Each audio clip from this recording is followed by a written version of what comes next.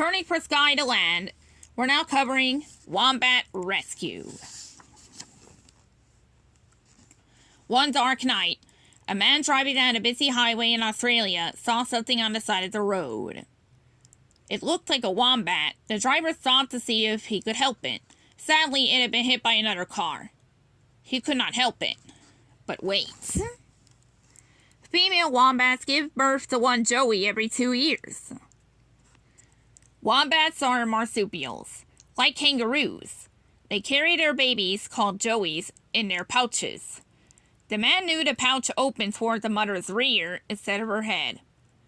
That's how she keeps dirt out when digging. He looked inside. He saw a tiny clawed paw. Suddenly, it moved. The joey was alive. The man rushed the young wombat to a nearby wildlife caregiver. The baby seemed healthy, but he was only about 5 months old. In the wild, wombats stayed with their mothers for up to 2 years. This baby probably hadn't spent much time out of his mother's pouch. It would be a long time before he could live on his own. Joeys drink their mother's milk even after they leave the pouch.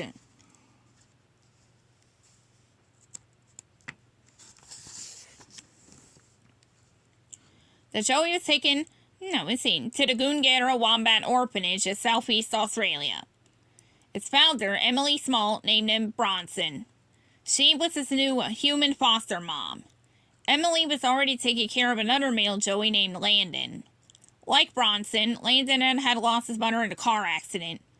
Both babies had survived wildfires, too.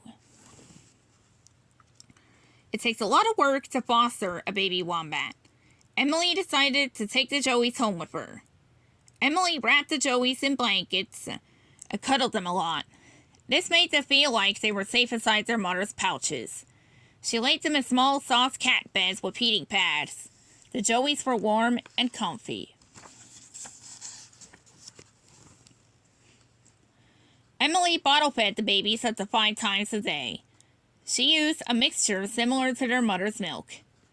After the joeys ate, they roamed the apartment. Their claws clicked on the floor as they moved. Sometimes the clicking stopped, and Emily knew one of the babies was eating something he shouldn't.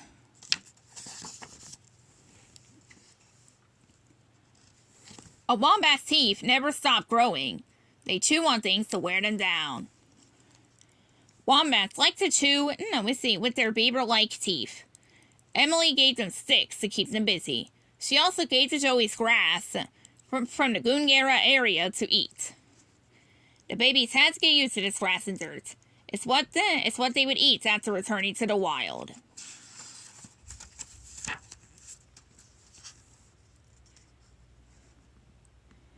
For much of the day, the joeys were quiet. They were still babies, and they spent most of their time sleeping. Growing takes a lot of energy. About a month later, another rescued orphan moved in. Her name was Beatrice. Beatrice was a few months older than Bronson and Landon. She was wilder, too. Beatrice quickly became friends with the 2 male joeys, but she growled at Emily a lot. She didn't trust her human foster mom yet. That stopped once Beatrice learned that Emily would give her food and comfort.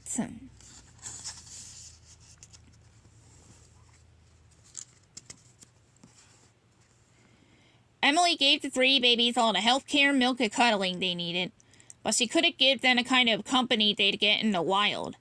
That's why pairing orphan joeys together is so important.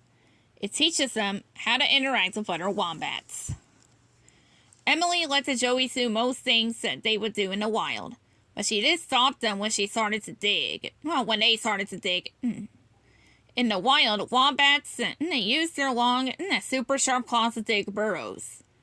In Emily's apartment, they just scratched the floor and carpets.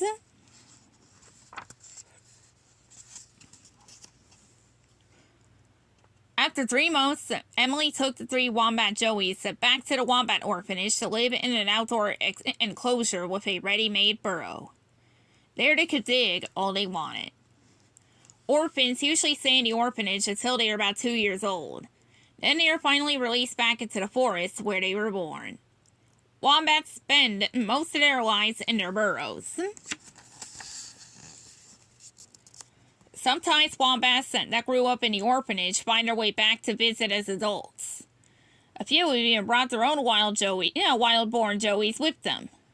Emily hopes to one day see Beatrice with a baby of her own.